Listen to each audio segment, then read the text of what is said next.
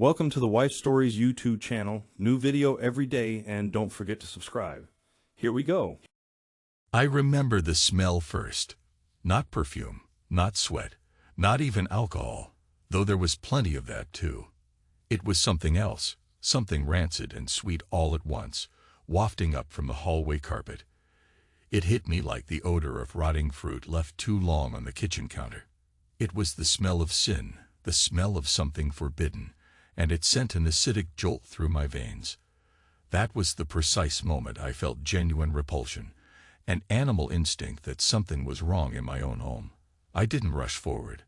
I didn't call out.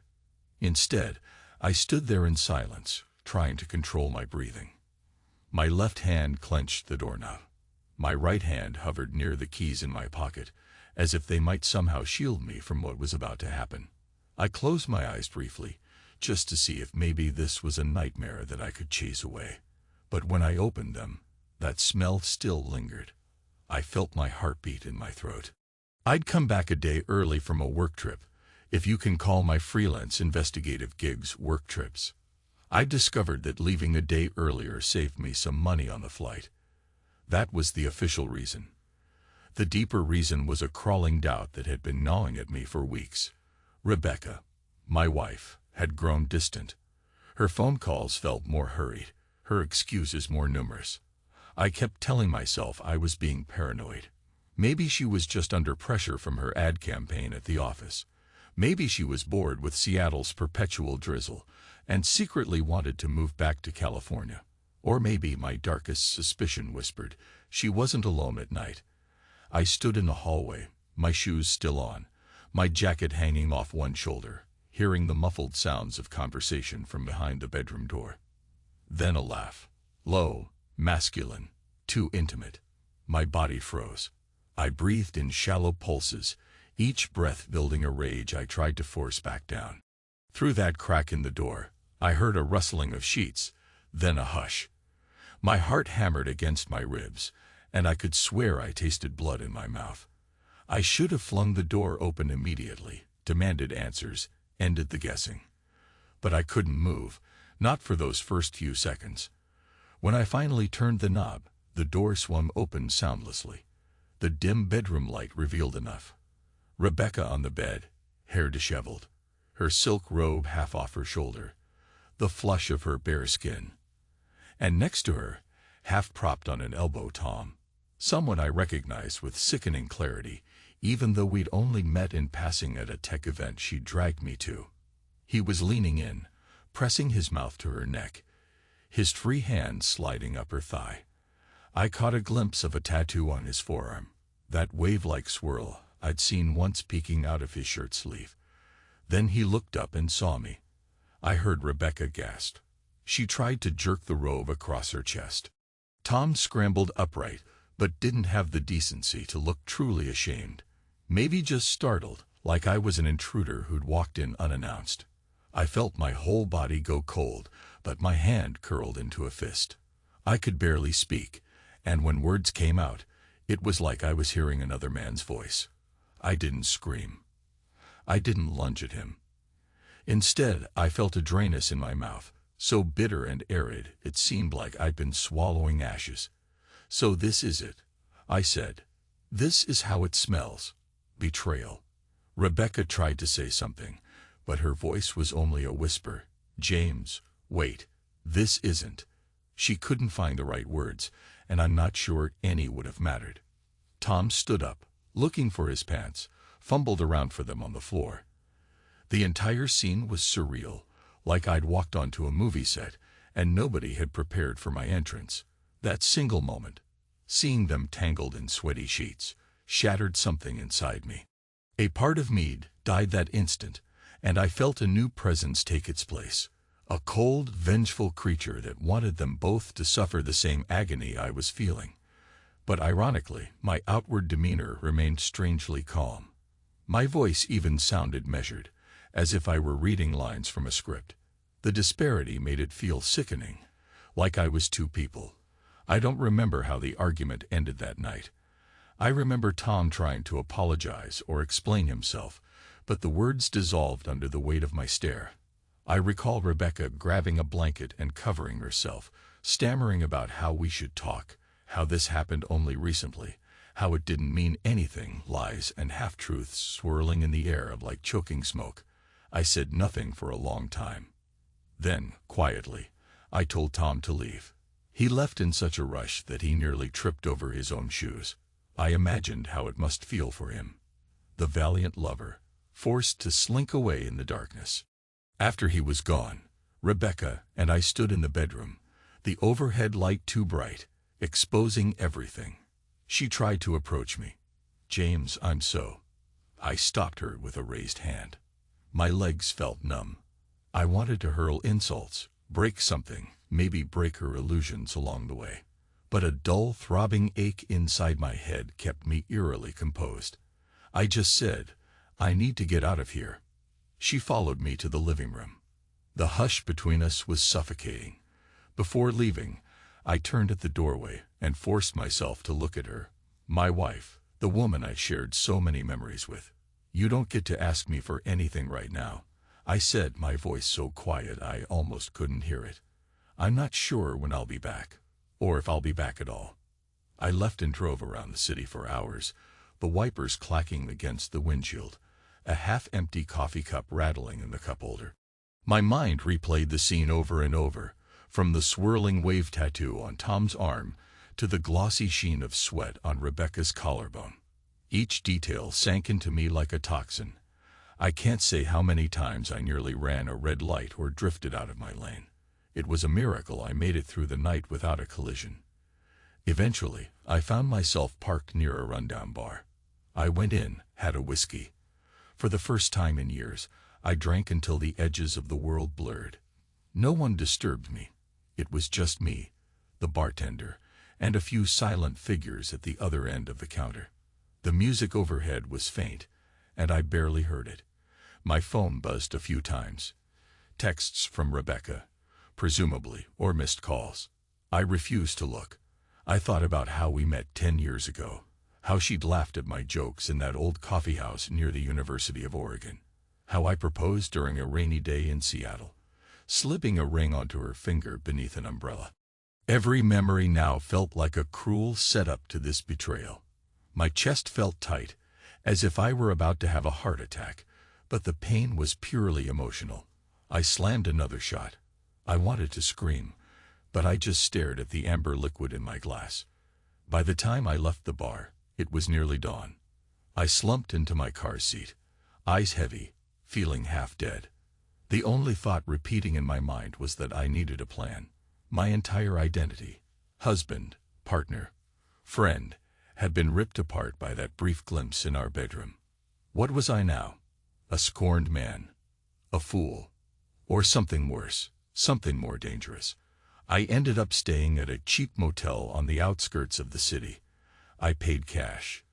The room smelled musty. The sheets felt thin and scratchy.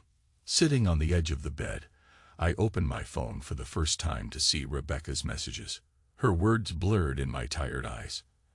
"I'm sorry. We need to talk. Please come home," and so forth.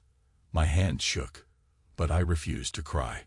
Instead, I clenched the phone and typed 2 words, "Not now," then switched it off again. I spent a few days in that dreary limbo. I told my editor I was sick, canceled a few appointments. The world outside carried on, but I was stuck in a static haze, drifting between numbness and rage. Sometimes, in the middle of the night, I'd wake up clawing at my chest because I dreamed of Rebecca and Tom locked in an embrace.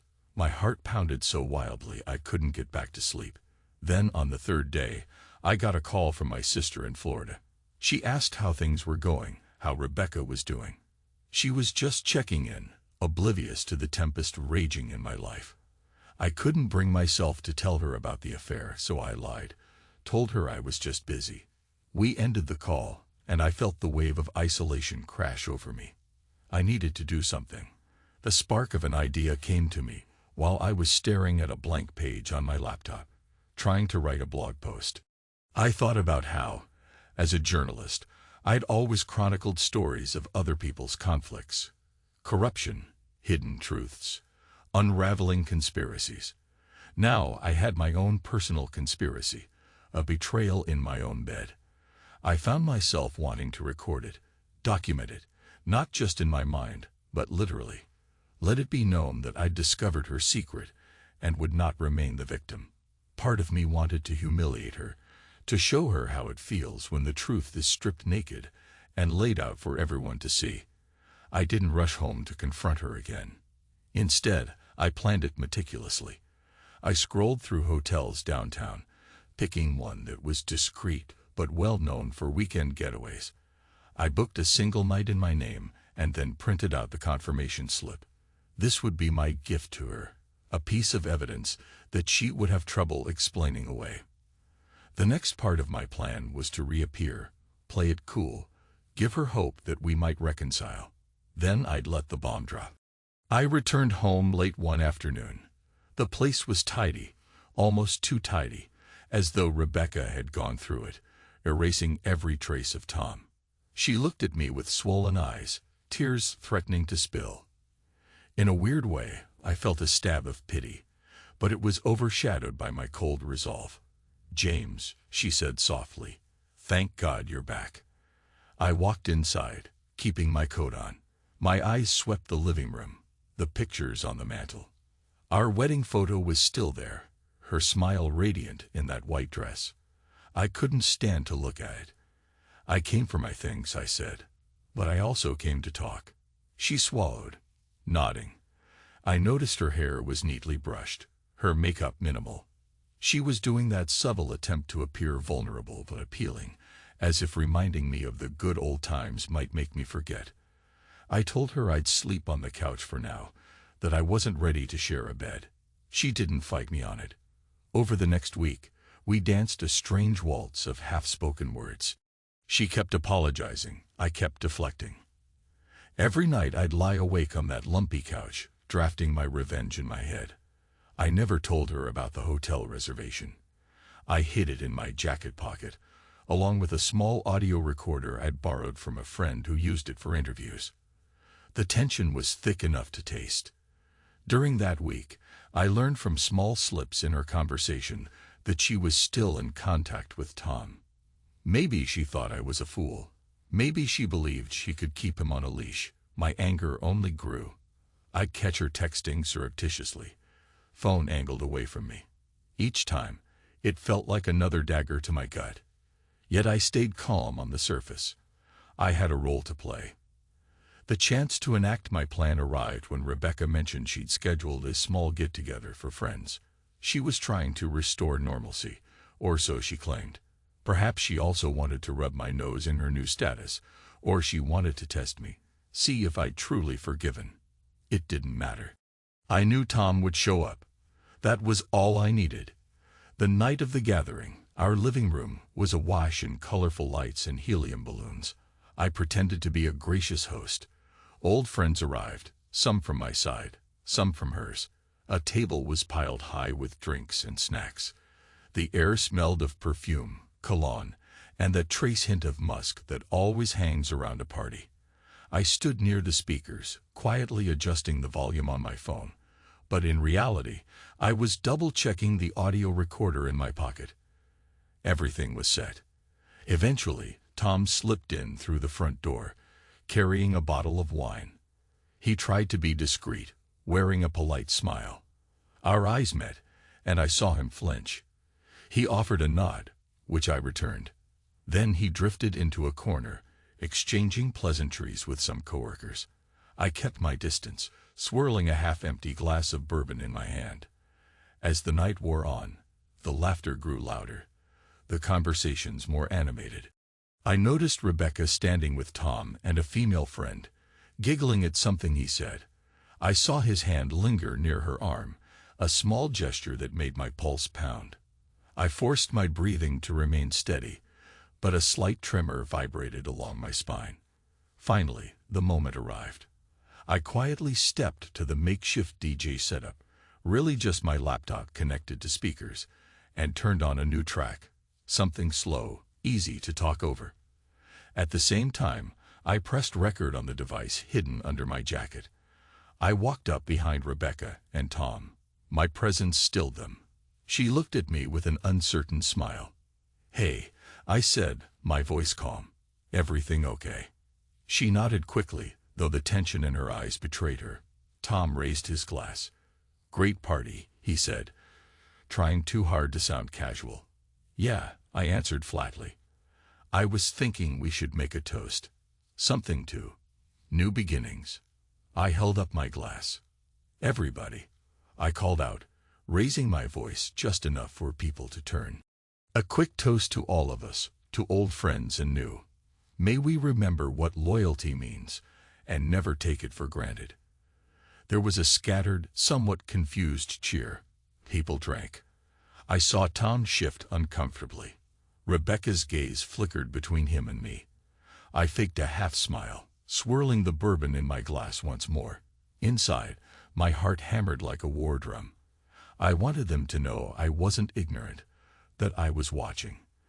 As the night progressed, more drinks were poured, tongues loosened, secrets threatened to spill. At one point, Rebecca disappeared into the hallway with her friend. A moment later, I saw Tom move in the same direction. My entire being tensed. I counted to 10, then casually followed.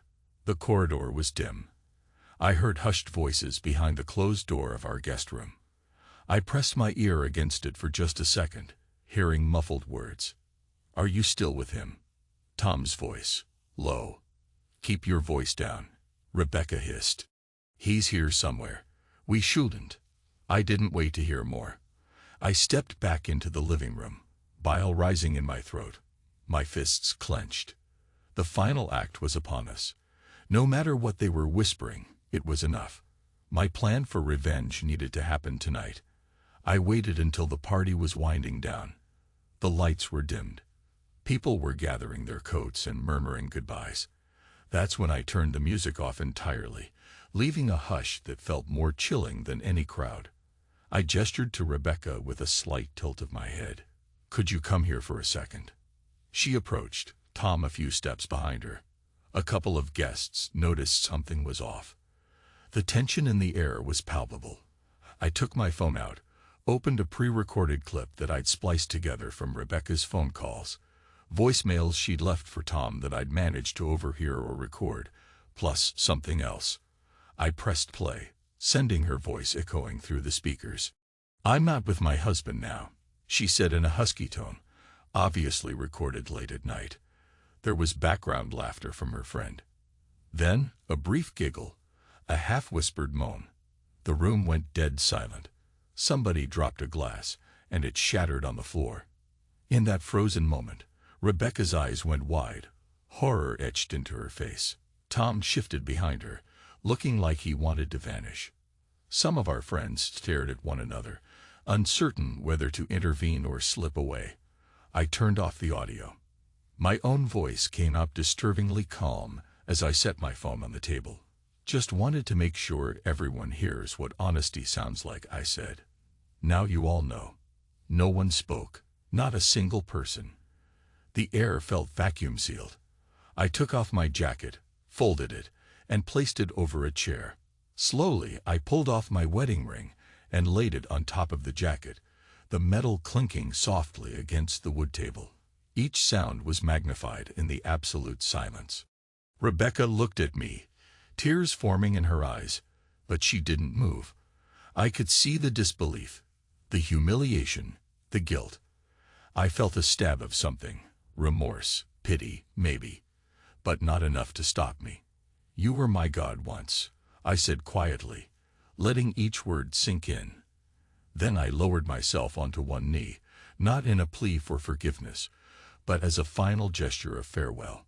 "But gods can fall," I whispered, "and I won't beg a fallen idol to return." I rose to my feet, ignoring the shock around me. Tom stood there, mouth half open, unable to speak. I looked him straight in the eye. He avoided my gaze, letting it drop to the floor. He was no hero, just a coward who'd waited for the opportune moment to slip into my wife's bed. Let him chew on his shame. I held up a small envelope. The hotel reservation I printed.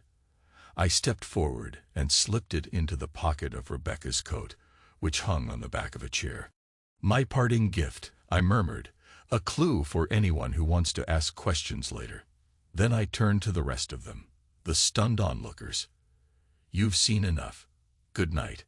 One by one, they left, some in a daze, some frowning with disapproval, others sneaking glances at Rebecca and Tom as they slipped through the door. The hush that followed was excruciatingly loud. Rebecca tried to say something, but the words stuck in her throat. I could see the tears now rolling down her cheeks. But I was done. My anger had gone from scorching to ice cold, and I felt a grim satisfaction at the knowledge that they would all talk, all remember this night, the night the truth came out. She reached out to me, but I stepped away. Tom hovered near the sofa, looking like he might attempt to speak, but wisely he stayed silent. I brushed past him without a glance. I grabbed my jacket, ring still lying on the table. I would not take it back. Without another word, I walked out of my own house, letting the front door swing shut behind me. I heard the muted sobs from Rebecca, the strained hush from Tom. I felt hollow, but I also felt something close to vindication. They would live with this scene branded into their memories. The next day, I packed what belongings I needed and drove out of Seattle, heading east. I didn't tell my family, didn't tell my editor. I wanted no contact for a while. By midday, I was past the mountain ranges, the sky wide and open. I pulled into a roadside motel, sat on the bed, and opened my laptop. I closed every tab that bore her name. Social media, shared calendars, photo albums. Each click felt like another chain snapping free. And then, in the emptiness of that motel room, I created a new folder on my desktop. A new blank document, my own name in the file title. A symbolic fresh start. My chest felt tighter with each breath, but there was also the faintest stirring of relief, like I might learn, eventually, to live without the weight of that betrayal. I spent the next few days in a kind of silent routine. Mornings, I'd drive further east. Afternoons, I'd stop somewhere with a decent internet connection. Check messages from my sister, ignoring the ones from Rebecca.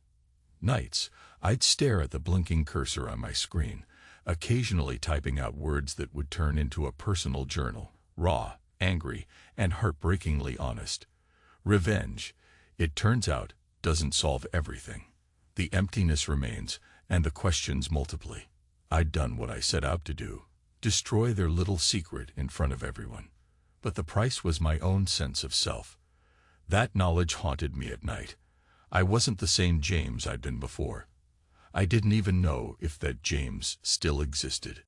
I remember one morning, standing by the railing of a cheap motel balcony, looking out at a long stretch of highway.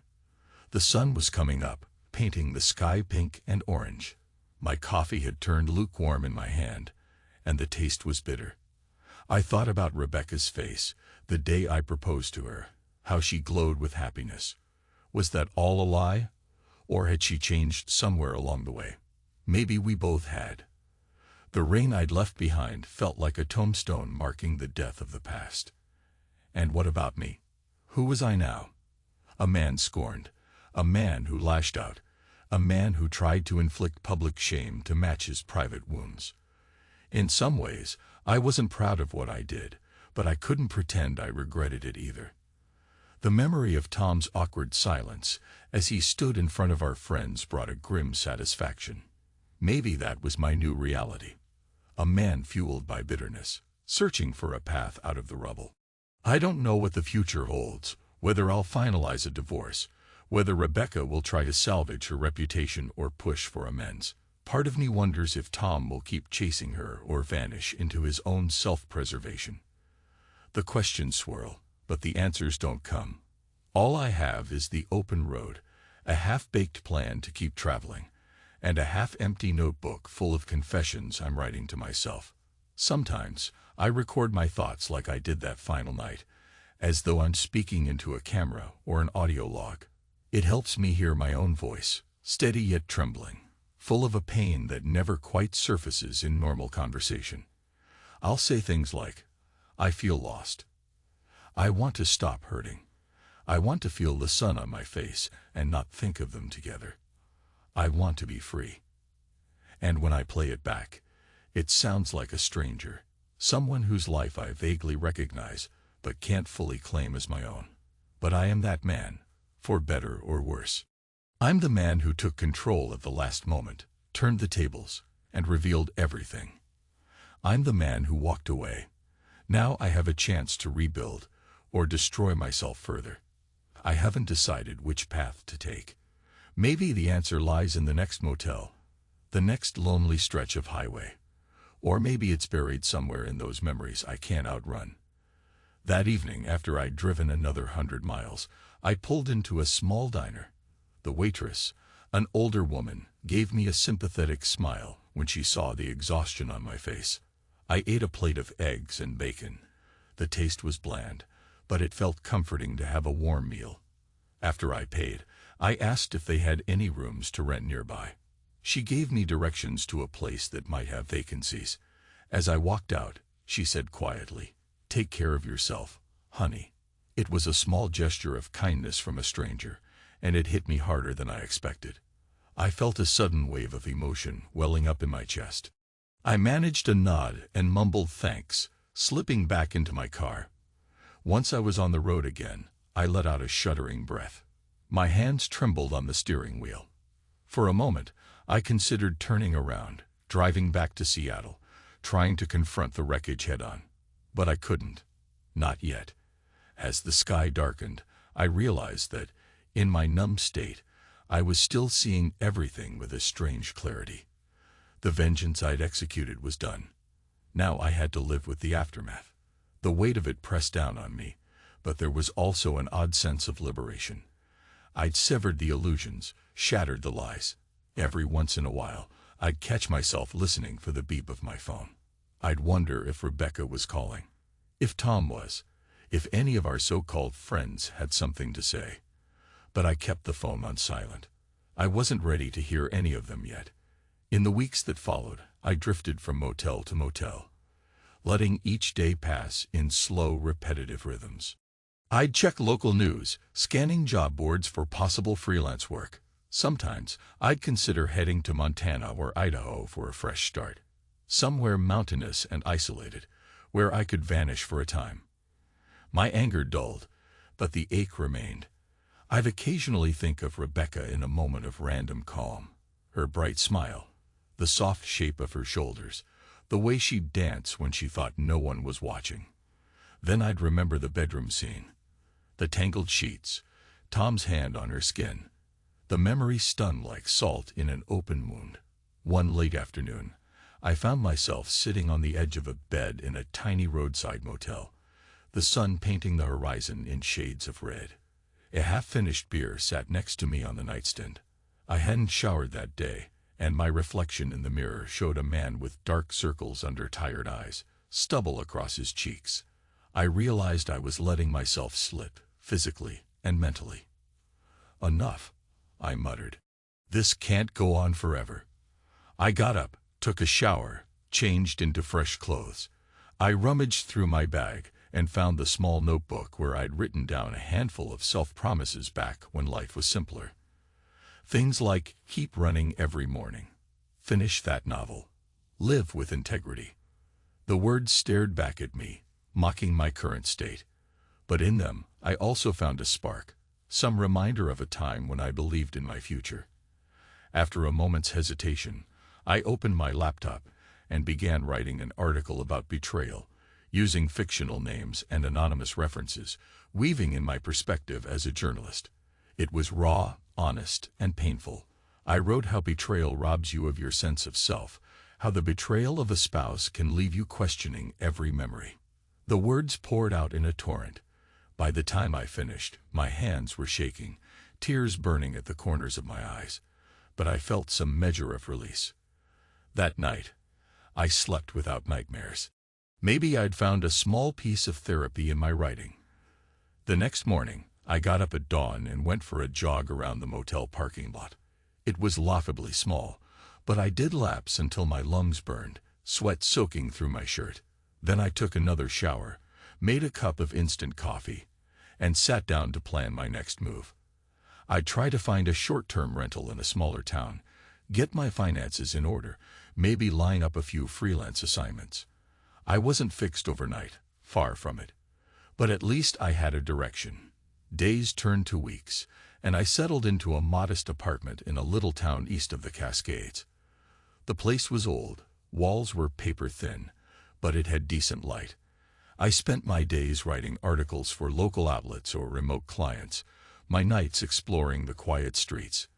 I stayed in touch with my sister, who sensed something was off but respected my privacy. Rebecca tried to call me multiple times, left voicemails asking me to at least discuss the divorce proceedings, the logistics of splitting our assets, the status of the house. I never called back. Instead, I found a lawyer in Seattle to handle the messy details for me. The mere thought of hearing her voice set my teeth on edge. I wasn't ready. Tom, as far as I knew, had vanished from my life entirely, which was exactly what I wanted. If he and Rebecca carried on, I didn't care to know. The part of me that once thirsted for an even deeper revenge was exhausted. The blow I'd dealt them at that party would reverberate for a long time in our social circles. Let it. I didn't need to twist the knife any further, but the emptiness remained. Late at night, I'd stand by the window, looking out at the small, dimly lit street, the distant hum of cars on the highway. I'd find myself drifting back to the question, who am I now? The narrative I'd built around my marriage was gone. The role of husband had been shattered, and under that pile of broken pieces, I wasn't sure I even recognized the man I used to be.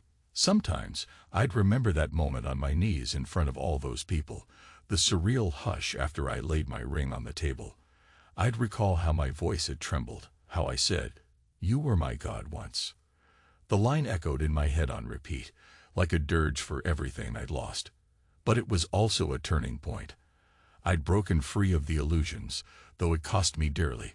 3 months after that fateful party, I decided it was time to visit Seattle again, if only to tie up loose ends. My lawyer had arranged for me to meet Rebecca at the house. I dreaded it, but I also knew I had to face it. On the drive over, winding through the mountains, I was assaulted by memories of the night I walked in on them. Memories so vivid my chest tightened with phantom pain. When I arrived, the place felt empty. Rebecca was there, standing in the living room, the furniture half removed, cardboard boxes scattered around. She looked thinner, pale, her eyes tired. She offered a tentative hello. I nodded but didn't smile. We spoke mostly about dividing the property, about which pieces of furniture belonged to whom. Our words were clipped, formal. The tension coiled between us like a sleeping snake. Finally, she said, "I'm truly sorry, James, for everything. I didn't mean for it to go that far. I was lost." I let out a shaky breath.